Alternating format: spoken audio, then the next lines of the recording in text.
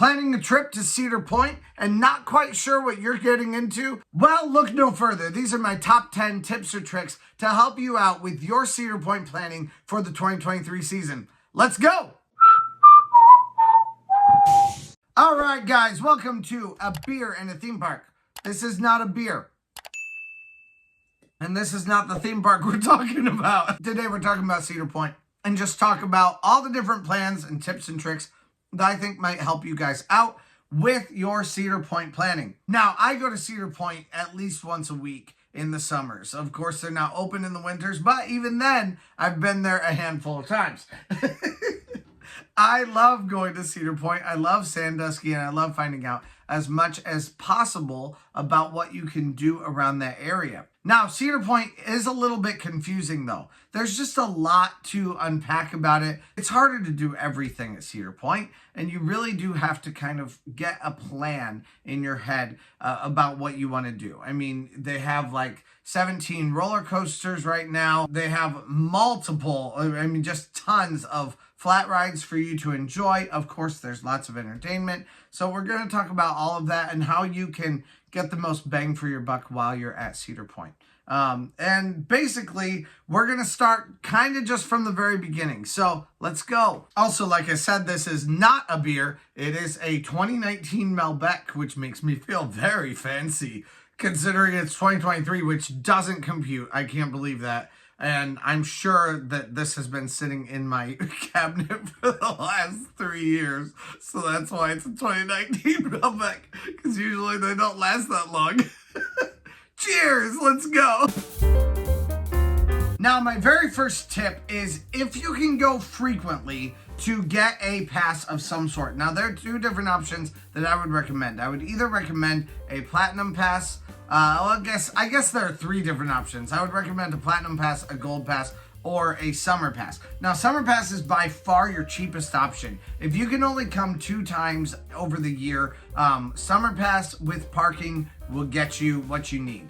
You can only visit Cedar Point with the summer pass, but it's worthwhile, I think, to do that. If you're going to be able to come, a handful of times, definitely invest in that. It's not going to get you in for Halloween weekends, and it's not going to get you into any other parks over the summer. But it will get you into Cedar Point. So if this is the only one on your list for the summer and you have maybe just a couple times to come, then definitely invest in that. You'll save yourself a little bit of money and you'll be able to come as often as you may like to. Next is wear comfortable clothing. Comfortable clothing is very, very important, and I'll even take it one step further than that. Wear something flexible. You'll notice that in almost all my videos, I have an open shirt on. I have a button-up shirt, almost always, and that's because I get very hot. I'm actually hot right now, and so I'll take off my shirt. It helps a ton. Just to be able to do that, or even just to be able to open it up, because it does get incredibly hot at Cedar Point. And the weather's kind of weird at Cedar Point, so you never quite know what's actually going to happen. I definitely think it's worthwhile to buy something like that. Now, on top of that, keeping in mind other things like a hat, wearing a hat, especially for me, because I am bald. And being able to do that, I think, is really important. Keep that sun off of your head. Being able to, take off layers as a girl. Maybe you can wear some sort of a loose-fitting sweater or something like that. And then be able to take that off and have just like a tank top underneath. That's always a good thing too. And also having things to store your things in. For me, I carry all kinds of things. I have speakers with me. I have large batteries that I use to recharge my phone. A cargo pant is always a good thing for me. If you're more concerned about comfort, then maybe yoga pants might be your better option. Maybe some sort of of just some nice shorts that are going to keep you cool is a better option for you. It does kind of depend on what you have and what you're going to need. But I will say most people use their phones constantly. You're in the park line and you're either watching a video by yourself or you're doing something like playing that game. I actually forget what it's called right now, but Heads Up, I think it's called Heads Up. Playing that in the line, you're doing something on TikTok just for fun, or you're just scrolling your Instagram feed. Like, there are a lot of different things that people do in line, but most of the time people are not just standing and looking at things anymore, not in our digital age now. So I do recommend always having some sort of an exterior battery that you can plug your phone into. So that does require an exterior battery and a cord at least. So that's definitely good if you can have something like that to plug in. Of course, if you're deciding to make a video like I am or something like that, then that's your prerogative also, and more power to you. I'd love to have more people making videos about the place I love. So we already have like a whole community of YouTubers for Cedar Point, and I am not against more people joining that. So go ahead and do that if that's what would make your heart happy. If you haven't yet, please press that subscribe button. We'd love to have you guys join this Cedar Point and theme park loving family and travel loving family. And please press that subscribe button. Please join us. Please press that like button if you haven't yet. And let me know down below in the comments what your favorite tips and tricks about Cedar Point are. It won't just help me, it'll help the rest of the people watching this video also, because obviously I'm not always right 100% of the time. So it's always good to hear other perspectives of what you guys think also, and it helps all of us. Also, please go check out my Patreon. If any of these tips and tricks have helped you in the past, I would love it if you would support me being able to bring more tips and tricks to you guys throughout the year. It is expensive going to theme parks and all that kind of stuff. And for $1, you'll get some early release videos. You'll get some ramble videos of things where I'm just talking about random stuff. And you'll also get some additional behind the scenes footage. But there's just lots of different things that you can do. And I would love it if you guys would want to come and join us. So anyway, thank you guys so much for watching. Let's get back to it. Speaking of phones, it's very important to have your pass already loaded on your phone, or to have your physical card with you. I have a card that I use, and that's very easy for me because I can just scan it wherever I need to go. But if you don't have that, then it's important to screenshot it or have something, some numbers somewhere that's available for you. Sometimes Cedar Point's Wi-Fi, and not just Wi-Fi, but like their 4G is really bad, or 5G or 6G or 8G, whatever it is really bad. So getting the things that you need on your phone is often a difficult task. So because of that, I recommend always having some sort of a saved something, a saved picture, screenshot, something that you can use. Now, sometimes those passes are a little bit different. Sometimes they move and things like that. If that's the case, then still just having a screenshot of the numbers themselves, just in case you can't get your pass up, is important to have. That way you can talk to someone. You can say, for some reason the pass won't load, but here, here's my numbers. At least then you have something that'll help you be able to get in if you run into any problems like that. And for efficiency and expediency, no one wants to wait at the front of the park for 25 minutes, and even less, no one wants to wait behind you for 25 minutes in line while you're trying to figure out, well, why won't my pass load and stuff like that. So being able to get it through quickly, I've been that guy who has all those people behind you, and that is pressure filled. Nobody wants to feel that pressure at the very start of your vacation. So avoid it by taking some screenshots and make it a little bit better on yourself and the people behind you. Even before you give your pass to someone at the front gate, you do need to have your security scanner, I guess. Everybody goes through security. Everybody has to, no matter what. There are security scanners at the very front of the park, but there are some security scanners that seem to be extremely slow, and they are the ones that everybody goes to. So when you come into Cedar Point, you'll see kind of the main security scan, and that's kind of right in the middle. You'll see like these hedges of Charlie and Lucy from Peanuts on your left. But if you go over to the right side of Charlie and Linus and Lucy and all those, there's actually another one in like the bus parking lot. And that bus parking lot almost never has a large line. I think it's set up that way now because of the way that they route the crowds. Now they route crowds to a specific crossing area. I think that left side used to get a lot more crowds, but it doesn't anymore. So it may be your best bet just to always book it over to that left entrance. That's every time this year I saw lower lines in that left entrance. So where they're scanning you for security, that is your best bet to be able to go there, get a shorter wait, and be able to get into the park and get your pass scanned earlier than you would have otherwise.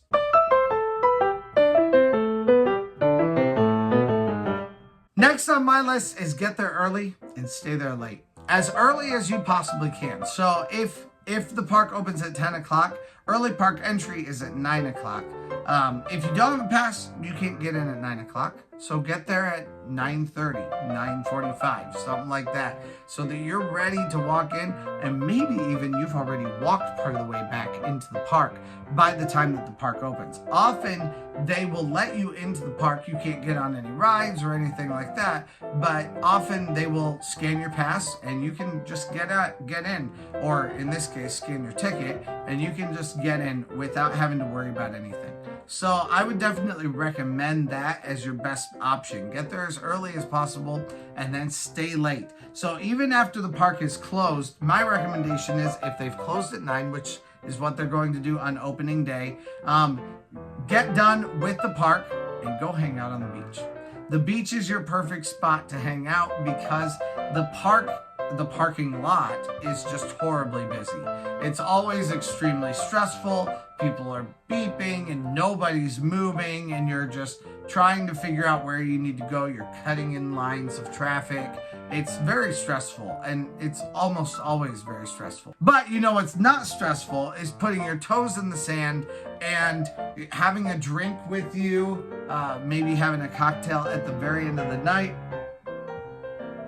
staying and watching the very end of the sunset, and then walking along the beach a little bit for maybe an hour or so, giving yourself plenty of time to relax, settle down before you get to your hotel or before you head home for the night, and or even just having a glass of water right before you leave.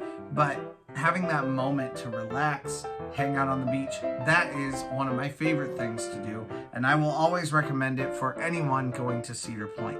A lot of people don't realize that the beach is something that is open to all people. It is not a breakers only place. You can go hang out on the beach, and I always recommend that you do. Having that moment, that is the reason. The beach is the reason why Cedar Point is known as a place to visit. The beach ultimately is the reason why Cedar Point has become a mecca for roller coasters and for enthusiasts to come to. It's not because it was just a place. I mean, Kings Island has a lot more space, but there's a reason why they haven't built every single one of the awesome coasters that line up that Cedar Point has. It's the reason why they don't have 18 coasters at Kings Island.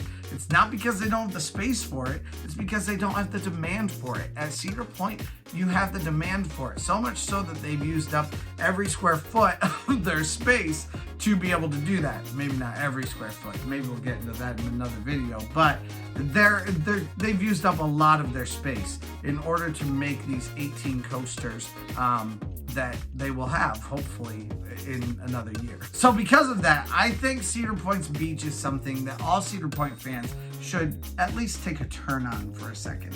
Enjoy it for a minute. Go hang out on the boardwalk, just as an homage to Cedar Point's history, if nothing else. There's also a ton of other things you can do out there. Again, another video that we could do, and I've done it before, but there's more I could add to it.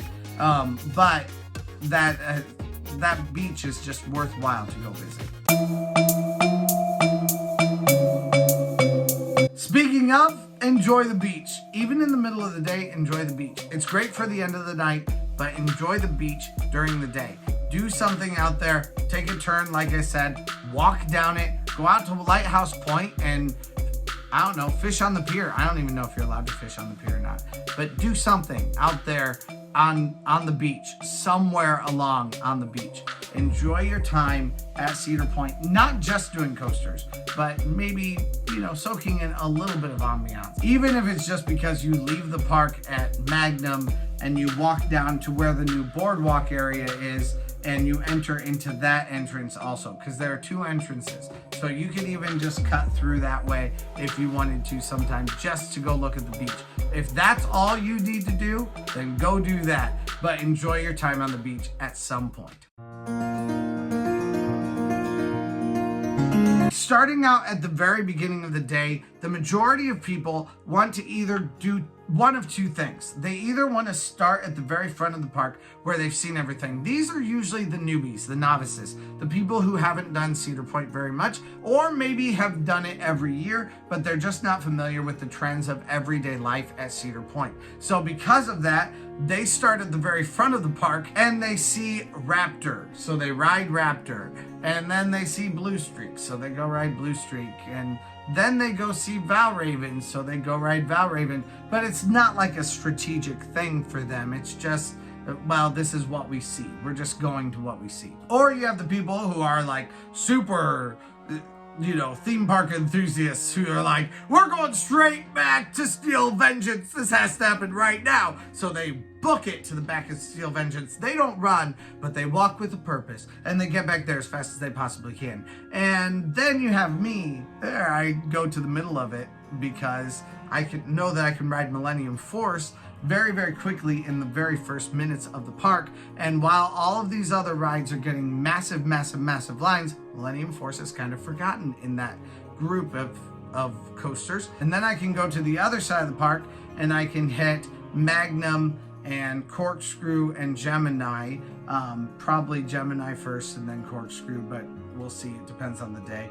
And I can get 4 rides done very, very quickly within the first, maybe 45 minutes, something like that. It doesn't take a lot of time for any of those because none of those rides get long lines at the very beginning of the day. So my recommendation to you is always to go to the middle of the park first, not to go to the extreme ends, either the very, very back or the very front where you're going to ride everything. Definitely don't ride any flat rides at the very beginning of the day. If you're coming in and riding the carousel at the very beginning of the day, you're either doing it wrong or you're choosing something that is not very efficient for the sake of another person. I do ride some of those rides sometimes very first in the day because of my daughter. That's what she wants to ride. So I'll do something inefficient for her. And that's 100% respectable. But if you're wanting to make the best time of your day as you possibly can, you definitely want to go to the middle of the park where you can hit maybe 4 or 5 rides without having long lines for any of them. And then the lines that are already going to be long, because if you go straight back to Steel Vengeance, you're still going to wait at least an hour for Steel Vengeance. Maybe you wait an hour and a half now, but you've already hit 5 coasters, which gives you a bit of a leg up on the day where your average is already high. You feel like you've accomplished a lot, and now you can kind of relax and just know that you're going to have some larger lines that you're going to have to hit. My number 8 is see shows. I love shows, and if you've watched this channel at all, you know that I love shows, and you need to go watch them.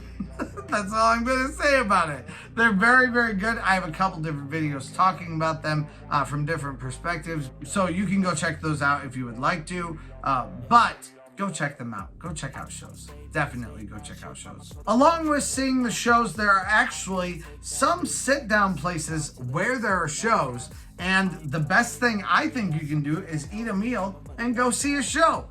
The Red Garter Saloon comes to mind when it comes to that. Of course, any of the outdoor shows are always good places like that. And you can also go to the Palace Theater, where they have a bar and restaurant all connected within each other.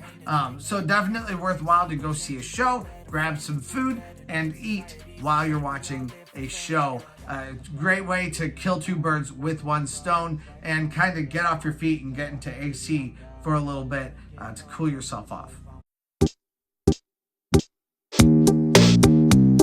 And my last point is always to plan one coaster to be your final coaster of the day. Usually this coaster needs to be your biggest coaster. It needs to be the Steel Vengeances, which is one more reason why I don't encourage you to run back to Steel Vengeance when you can wait for Steel Vengeance at the very end of the day. Instead, you can spend all that time that you would wait of maybe 2 hours in line. You can spend that time doing other things, working on other coasters, and then go get in line for Steel Vengeance at the very end of the day on a 40-minute wait, because usually the lines go down just a little bit at the very end of the day. Usually, not always, but usually. And then you can ride Steel Vengeance, or you can hit Maverick, or whatever it is that you've saved for the end of the day. Sometimes you could have two. You could decide, well, we'll either do Steel Vengeance or we'll do Maverick.